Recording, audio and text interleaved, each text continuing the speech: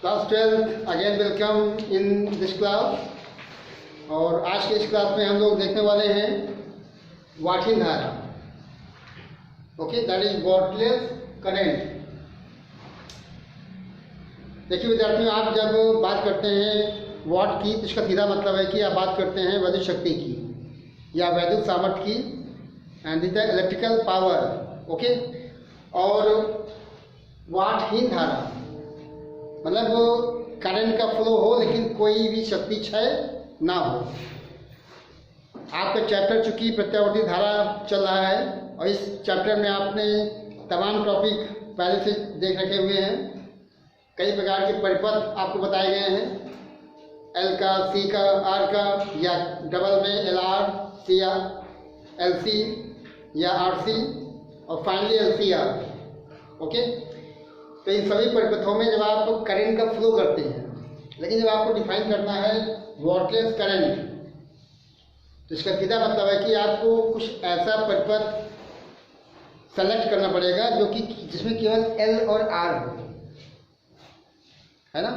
मतलब इसमें प्रतिरोध हो और एक कॉइल की बात करता है, कुंडली की बात करता है, विद्युत की बात करता है। ऐसे कुंडली में जब आप प्रत्यावर्ती धारा का फ्लो करते हैं, ओके, करंट का फ्लो होगा। कौन सी करंट? Alternating current. अब फ्लो होने के बाद भी यदि परिपथ में कोई शक्ति क्षय ना हो, कोई पावर लॉस अगर नहीं होता है, तो हम लोग कह सकते हैं कि ये करंट जो कि उस समय उस परिपथ में, उस प्रत्यावर्ती धारा परिपथ में फ्लो हो रहा है, उसको वाटहीन धारा कह सकते हैं।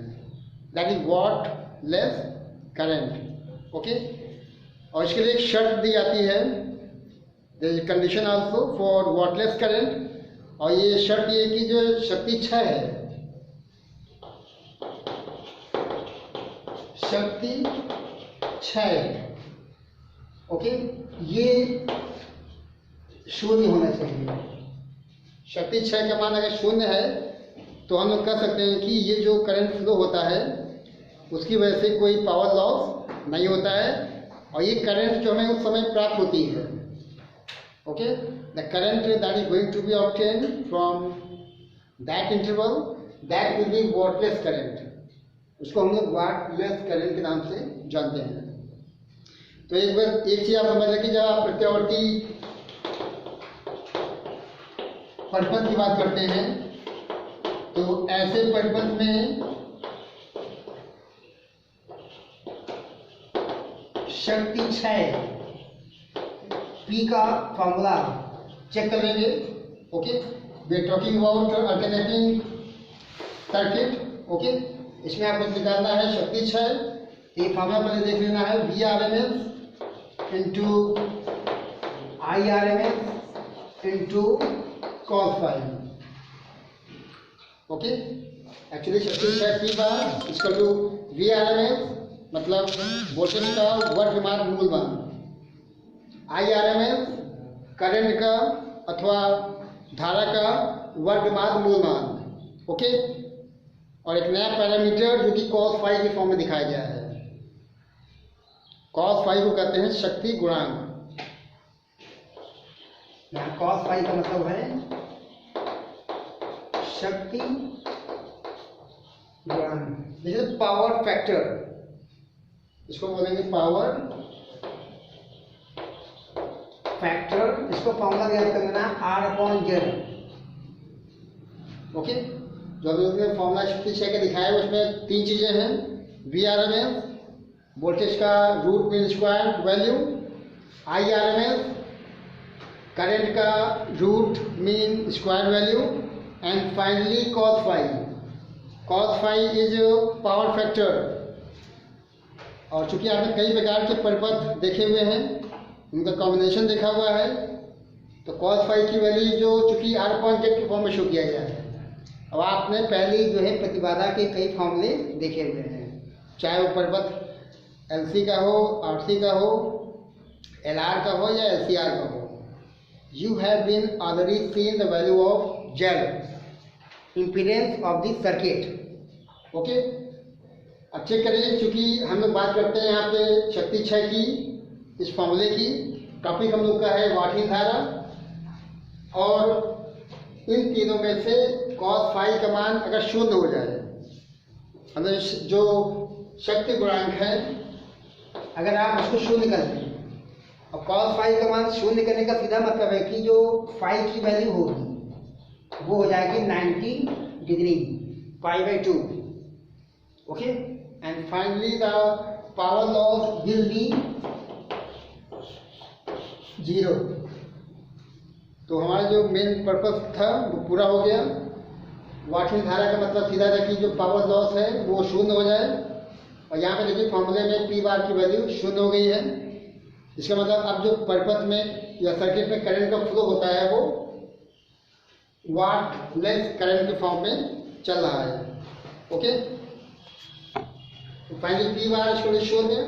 ओके, cos फाई भी शो कर दिया, cos फाई 0 है, फाई की वैल्यू π/2 के फॉर्म में प्राप्त हो गया है. तो एक बार पुनः आप चेक कर लें कि एक ऐसा परिपथ जिसमें आप बात करते हैं LC की, मतलब प्रेरकत्व हो और कैपेसिटेंस हो, ठीक है ना. ऐसे परिपथ में, प्रत्यावर्ती परिपथ में आप करंट का फ्लो कराएं, और फ्लो कराने के बाद भी यदि कोई शक्ति क्षय ना हो, कोई पावर लॉस नहीं होता है, तो हम लोग कह सकते हैं कि परिपथ में वाटलेस करंट फ्लो हो रहा है. और ये पॉसिबिलिटी तभी होगी जब cos फाई का मान शून्य होगा. इसका ध्यान रखना है आपको. ओके, आपको वाटलेस करंट तभी मिलेगा जब शक्ति क्षय का मान, शक्ति गुणांक का मान शून्य होगा. cos फाई की वैल्यू 0 होने पर जो है पावर लॉस शून्य हो गया है. अब आप cos फाई और चेक कर लें. एक्चुअली मैंने कहा कि cos phi will be 0. Okay, ये कंडीशन है, और cos फाई का मतलब है R/Z, मतलब अगर R/Z का मान शून्य है. ओके, अब आपको ये ध्यान रखना है कि परिपथ में कभी भी R का मान शून्य नहीं होता है. आप कितना भी अच्छा परिपथ के लिए तैयार कर ले जाएं, लेकिन परिपथ का जो शुद्ध ओमीय प्रतिरोध होता है कभी भी बिल्कुल शून्य नहीं हो सकता है. ओके, क्योंकि तार जो कनेक्टिंग वायर्स होते हैं, या जो कैपेसिटेंस की जो कैपेसिटर की जो दोनों प्लेटें होती हैं P1 P2 के फॉर्म में, उनके बीच में या कुंडलियों के प्लेटों पर, उनके सिरों पर कुछ न कुछ एक प्रतिरोध डेवलप होता है. तो आप कह सकते हैं कि प्रतिरोध का मान कभी भी शून्य नहीं होता है. ओके, तो इस कंडीशन के साथ में यदि P को आप शून्य दिखाते हैं, इसका सीधा मतलब है कि आप वाटलेस करंट प्राप्त कर रहे हैं. ठीक है, अब हम लोग बात करते हैं कि जो वाटली धारा है उसका इस्तेमाल कहाँ कहाँ पे हो सकता है. तो आपके घर में जो फ्लोरोसेंट ट्यूबलाइट लगी होती हैं, प्रतिदीप्तिशील नलिकाएं, प्रतिदीप्तिशील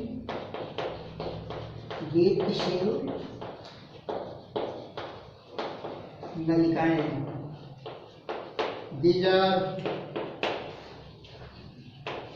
fluorescent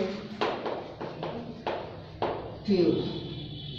ओके, या प्रेरण कुंडली वगैरह, ये सभी ऐसे एग्जाम्पल हैं जिनमें आप वाटली धारा का इस्तेमाल देख सकते हैं. ओके, तो वाटली धारा का एक बहुत बड़ी एग्जाम्पल होता है चोक कुंडली. तो हम लोग पढ़ने वाले हैं चोक कॉइल. ओके, तो भी आपने चेक किया वाटली धारा, वाटलेस करंट. अब हम लोग उसी के सिद्धांत पे काम करने वाले एक कुंडली, जो चोक कॉइल या चोक कुंडली कहा जाता है, उसको देखने वाले हैं. ओके, और इस टॉपिक की चालू करने के पूर्व आप ये समझ लें कि जब आप किसी दिष्ट धारा, मतलब डीसी या डायरेक्ट करंट को कंट्रोल करने की बात करते हैं, तो वहाँ पे आपको यूज करना होता है रियोस्टैट, धारा नियंत्रक. ओके, धारा नियंत्रक की मदद से आप दिष्ट धारा के मान को घटा बढ़ा सकते हैं. ओके, लेकिन वो जो रियोस्टैट होता है वो आप एसी पे यूज नहीं कर सकते हैं. ओके, अगर आप प्रत्यावर्ती धारा के मान को घटाना बढ़ाना है तो उसके लिए आपको जो यूज करना पड़ेगा चोक कॉइल.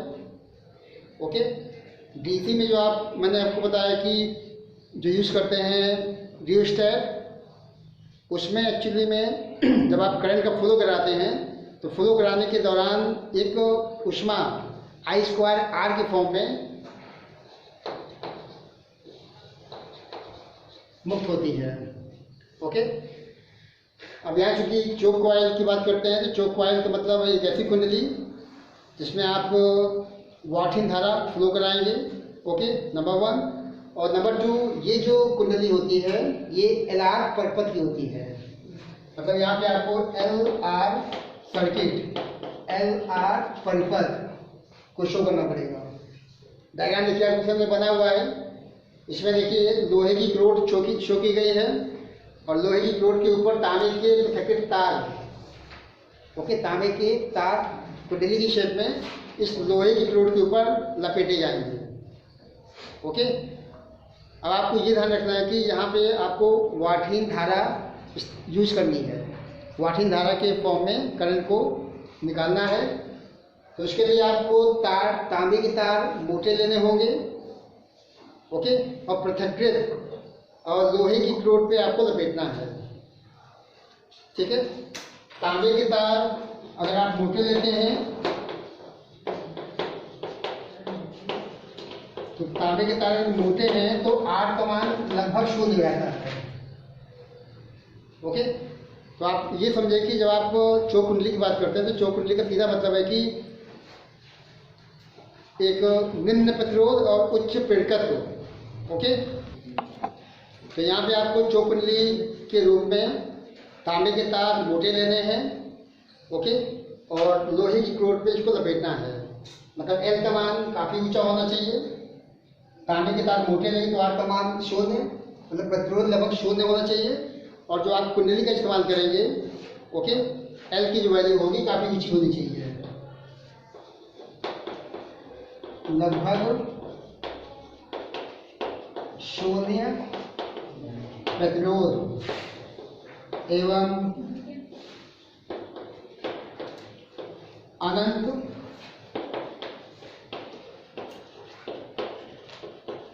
या उच्च प्रेरकत्व की कुंडली। ओके, R का मान 0 होना चाहिए, L की जो वैल्यू है काफ़ी ऊंची होनी चाहिए। अगर ये कंडीशन है तो आप जो है निश्चित रूप से एक वाटहीन धारा की स्थापना कर ले जाते हैं। और यदि हमें इस चोक कुंडली में पावर लॉस का फॉर्मूला चेक करना है तो पावर लॉस यहाँ चेक कर लेंगे। शक्ति 6 again P bar equal to, okay, ये फॉर्मूला बन जाएगा VRMS into IRMS into cos phi. Okay, voltage का वर्गमात मूल मान, करंट का वर्गमात मूल मान और cos फाई शक्ति गुणांक हो जाएगा। This is the power factor, शक्ति गुणांक। चूंकि आपने चेक कर लिया कि जो ये परिपथ है चोक कुंडली में वो LR परिपथ है। ओके, और LR परिपथ के लिए आपको Z का फॉर्मूला मालूम होना चाहिए। ठीक है, तो इसमें Z का फॉर्मूला कुछ इस प्रकार से बनेगा, रूट के अंदर R² प्लस XL²। ओके, यहाँ चेक कर लें। एक्चुअली यहाँ भी हमें ध्यान रखना है कि cos फाई की वैल्यू 0 आनी चाहिए। उसी उद्देश्य को पूरा करने के लिए यहाँ जो R की वैल्यू है 0 मानी गई है। और 0 तभी होगा जब आप तांबे के तार मोटे लेंगे और उनको आप लपेटेंगे लोहे की ग्रोड के ऊपर। ठीक है, तो यहाँ पे आप चेक कर लें कि R का मान चूंकि शुद्ध है तो again cos phi will be 0 and P bar will be also 0। ठीक है, तो यहाँ में जो अवशेष शक्ति का मान होगा वो 0 हो जाएगा। तो लोग चेक करते हैं वास्तव में चोक कुंडली होता क्या है, इसकी परिभाषा चेक कर लेते हैं। तो चोक कुंडली एक ऐसी युक्ति है, एक ऐसा परिपथ होता है जिसमें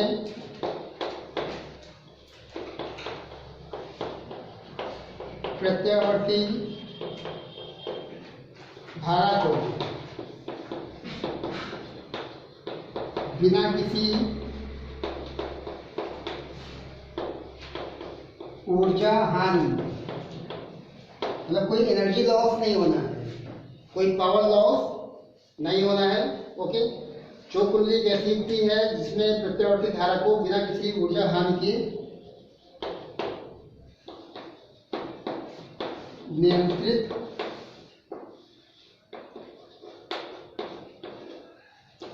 कर सकते हैं। ओके, तो पावर लॉस या एनर्जी लॉस नहीं करना है, मैंने आपको पहले बता दिया है। और ये कंडीशन तभी लागू होंगे जब आप cos फाई को शून्य दिखाएंगे। और यहाँ पर cos फाई को शून्य दिखाने का सीधा मतलब है कि आप एक ऐसा एल आर परिपथ का चयन करेंगे जिसमें आर का मान लगभग शून्य हो, ओमी प्रतिरोध का मान लगभग शून्य हो और एल का मान काफी ऊंचा हो। ओके, मतलब उच्च प्रेरकत्व और शून्य या बहुत निम्न प्रतिरोध से युक्त कुंडली को हम लोग जो है एक चौक कुंडली के रूप में मान सकते हैं। ओके, तो ये इसका डिफिनेशन हो जाएगा। अब आपको ये समझना है कि जो चौक कुंडली होती है उसका इस्तेमाल केवल आप प्रत्यावर्ती धारा परिपथ में ही कर सकते हैं, दिष्ट धारा में नहीं। क्यों? क्योंकि ये क्वेश्चन बोर्ड में कई बार आता है कि चौक वायर का इस्तेमाल केवल एसी में होता है, डीसी में नहीं। ऐसा क्यों होता है इसको आप समझ लें। एक्चुअली फॉर्मूला देखिए, यहाँ पे एक्सेल लिखा हुआ है, आप देख सकते हैं। ओके, बहुत सीधा, क्योंकि ऐसे क्वेश्चन जब आएंगे तो आपको अपने उत्तर के प्रति कोई न कोई मैथमेटिकल फॉर्म अवश्य दिखाना होगा। ओके, एक्सेल आप देख पाते हैं, और एक्सेल का मतलब होता है ओमेगा एल या 2 पाई एफ एल। एफ का इस्तेमाल किया गया, और आप जानते हैं कि प्रत्यावर्ती धारा की कुछ न कुछ आवृत्ति होती है। जैसे हमारे हिंदुस्तान में जो विद्युत होती है उसकी फ्रीक्वेंसी लगभग 50 हर्ट्ज होती है, 50 साइकिल पर सेकेंड। ओके, विदेशों में यही जो फ्रीक्वेंसी होती है अमेरिका वगैरह में 60 हर्ट्ज होती है, ठीक है ना। लेकिन अगर हम बात करते हैं डीसी की, मतलब दिष्ट धारा की, तो दिष्ट धारा का कोई भी फ्रीक्वेंसी नहीं होता है। ये सबसे बड़ा पॉइंट है कि डीसी में या दिष्ट धारा में एफ की वैल्यू कितनी है? शून्य। एफ का मान अगर शून्य है, ओके, यदि फ्रीक्वेंसी आपने शून्य दिखा दिया है तो निश्चित रूप से एक्स एल की वैल्यू कितनी हो गई है? शून्य।